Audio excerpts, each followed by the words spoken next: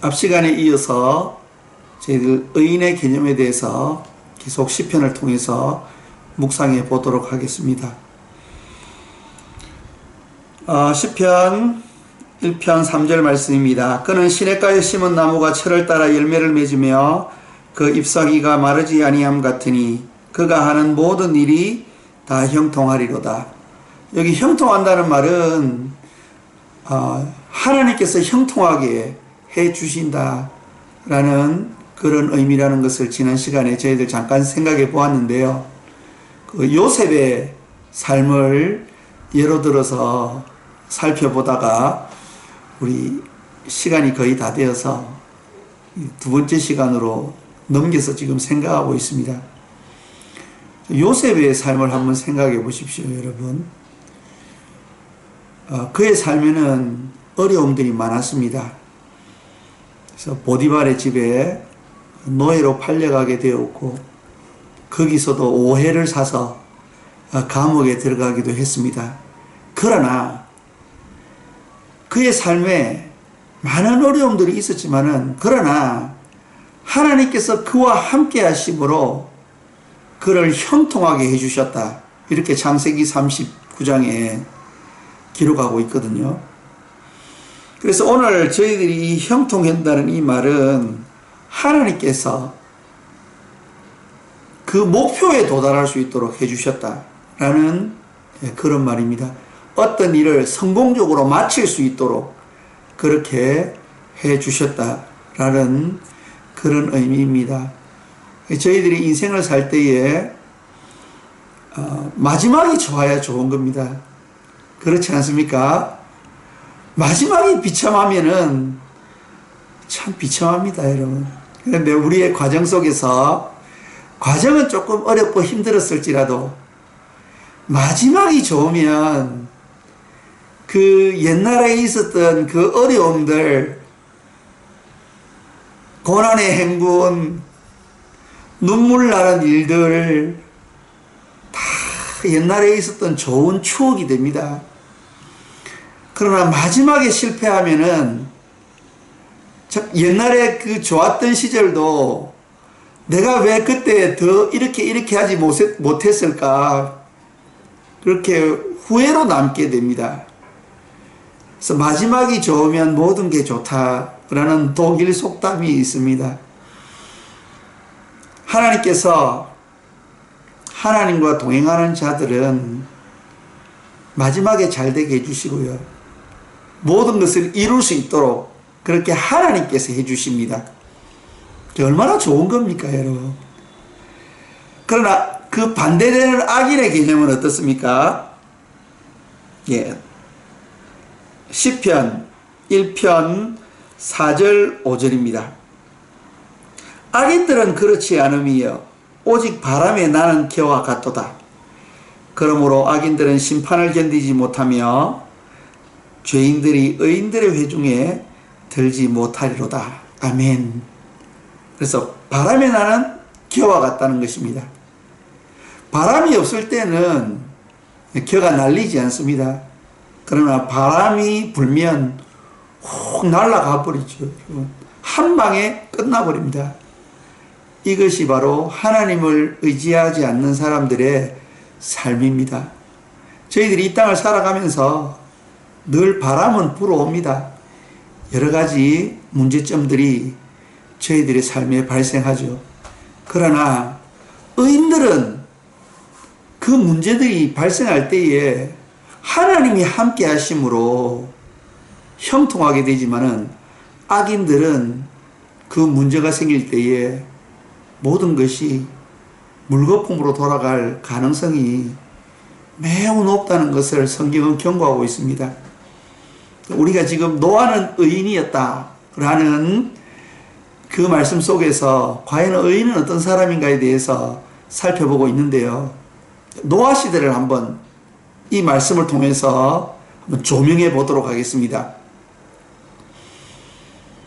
자, 노아는 홍수가 일어났을 때에 방주 속에서 그의 생명을 구할 수 있었습니다. 그러나 그 당시 잘 나가던 네피림들, 예, 아주 이름이 있었던 네피림들은 결국 홍수가 일어났을 때에 그들은 홍수에서 죽고 말았습니다. 그래서 우리가 기억해야 될 것은 하나님의 은혜 가운데에 살아가야 된다는 것입니다. 우리가 우리의 힘을 의지하고 우리가 하나님이 되어서 하면은 한때는 잘 나갈 수 있습니다.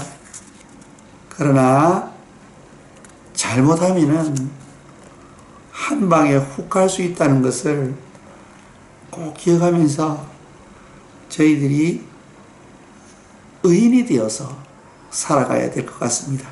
자, 그러면은 이 의인이라는 이 개념에 대해서 저희들이 시편을 통해서 마지막으로 좀 더 살펴보고 다시 창세기 6장의 홍수의 내용으로 돌아가도록 하겠습니다.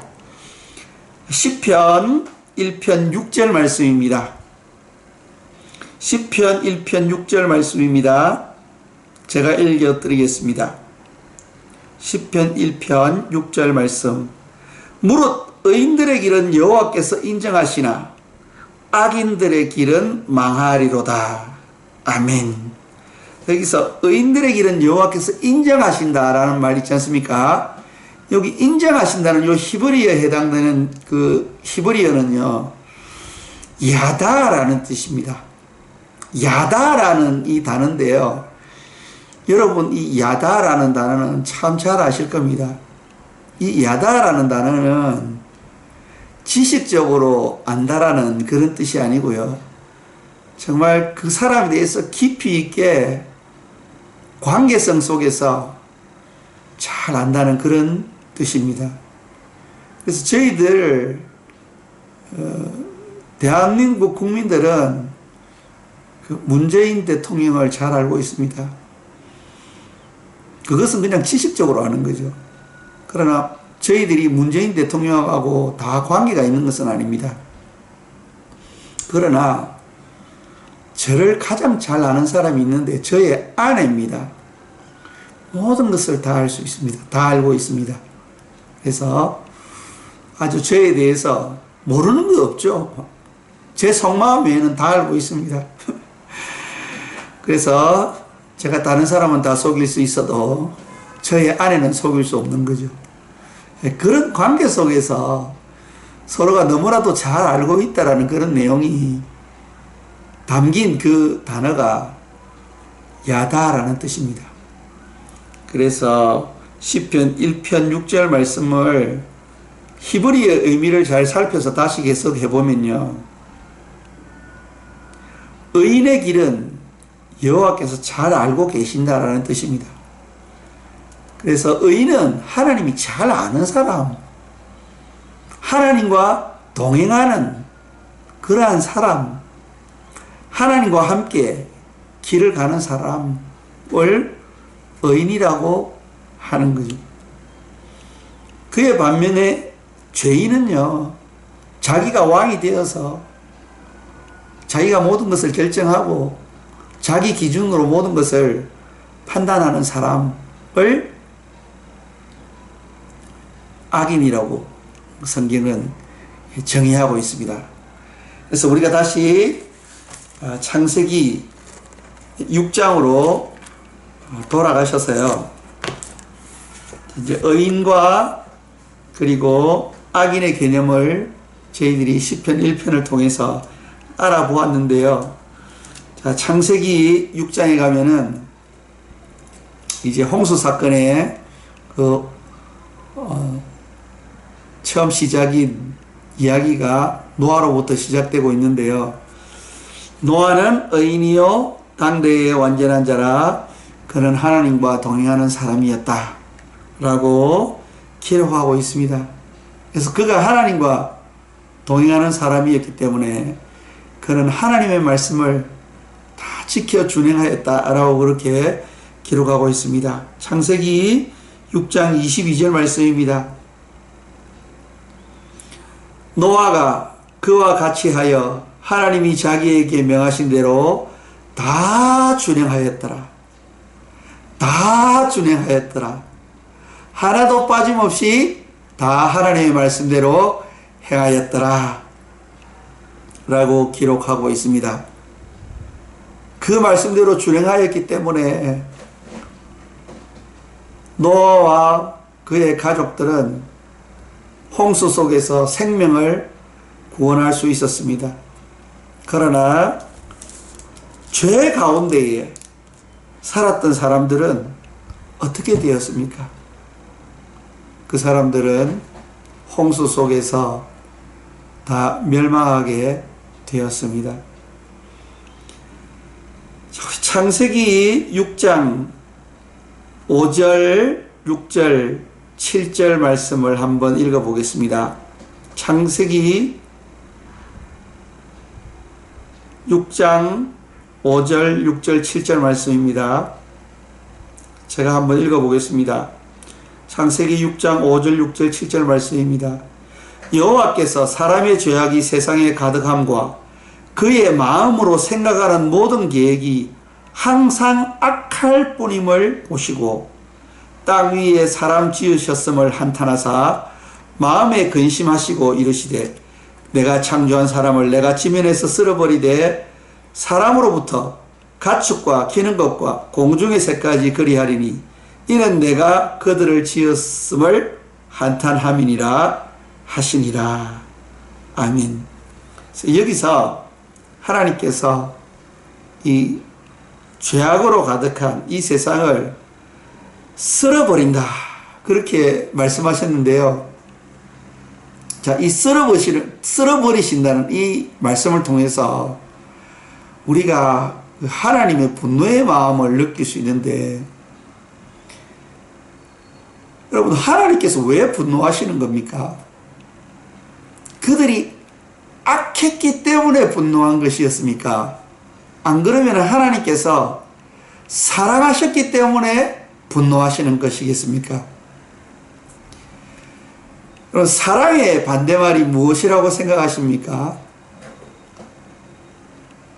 사랑의 반대말은 증오가 아닙니다. 사랑의 반대말은 무관심입니다. 내버려두는 거죠.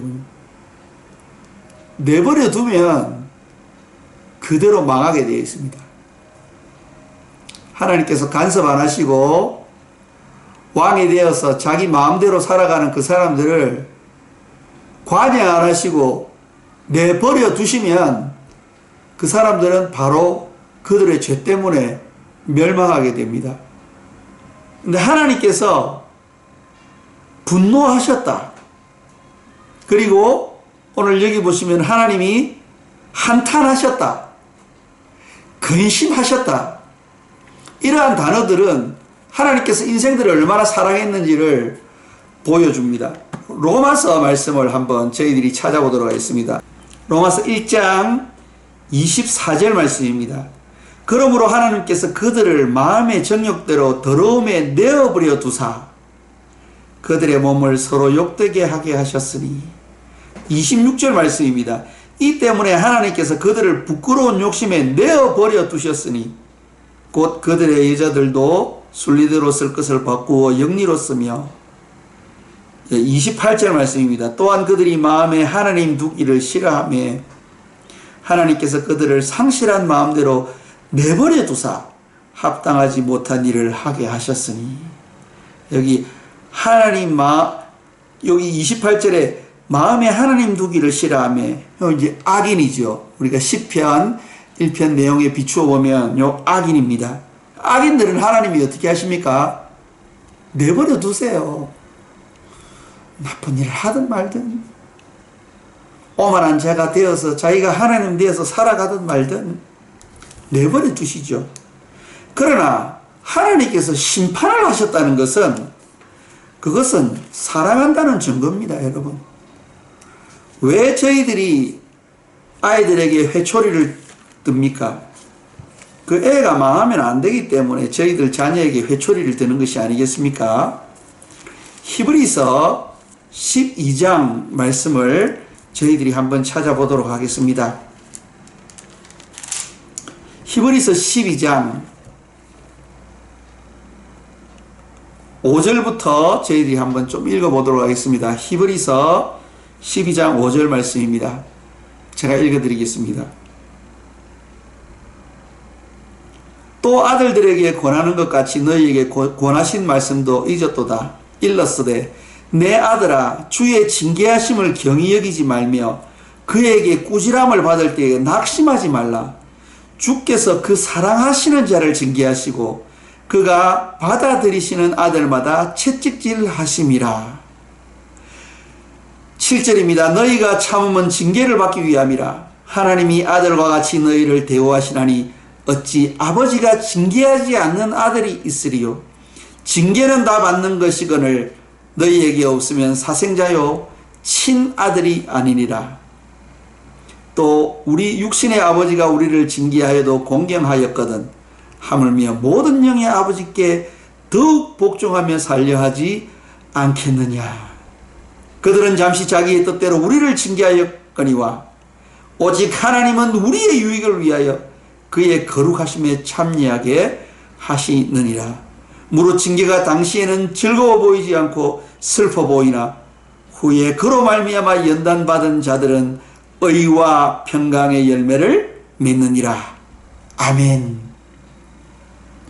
그래서 사랑하기 때문에 징계하는 것이고 사랑하기 때문에 채찍질하는 것입니다. 그렇기 때문에 노아의 홍수 심판은 하나님께서 인생을 미워하셨기 때문에 심판하시는 것이 아니고 진정 하나님이 지으신 인생들을 사랑하셨기 때문에 죄의 고리를 끊기 위해서 악인으로 살아가는 그 인생들의 그 인생의 패턴을 바꾸시기 위해서 홍수 심판을 하셨다는 것을 우리가 기억하면서 시간이 다 됐기 때문에 세 번째 시간에 가서 계속적으로 홍수 사건을 다루도록 하겠습니다. 세 번째 시간에 또 뵙도록 하겠습니다.